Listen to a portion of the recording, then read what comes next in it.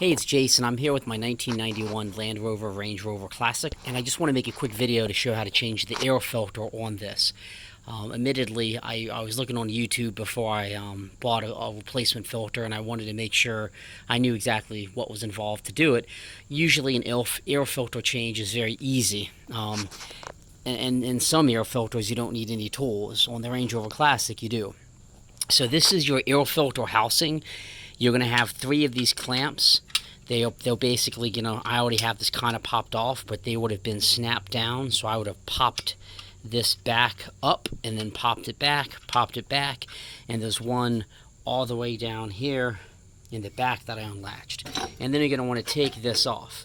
Now the thing that I was getting hung up on, I thought I could unscrew something and then just pull the filter out.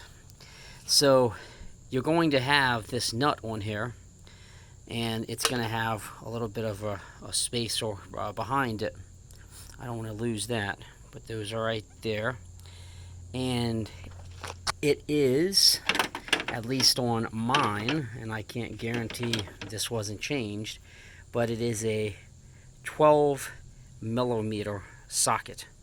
And you're going to want to have something kind of long so you can put in there, catch it, and start to loosen it up. I had to really pretty much use the socket the whole way because it wouldn't twist.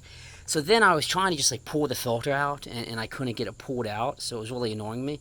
And then what I discovered, and this is just me never having changed an air filter on a Defender or a Classic, there was that little metal piece in there that you're going to basically want to pull out, and that's going to be what goes into the filter that's going to hold it steady.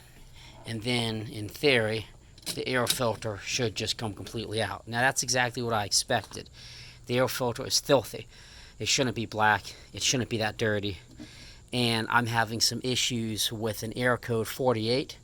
It's idling okay. I replaced the stepper motor. Once I reset everything and put any length of mileage on it, I'm getting an error. So I'm going to go ahead and replace this filter because it is an absolute wreck on the vehicle. And a new filter from Atlantic British is only 19 bucks. Put the new filter in, reset everything, and I'll see how it goes. So fairly easy, all things considered, to replace the air filter, but you will need some tools. I hope you found this video helpful.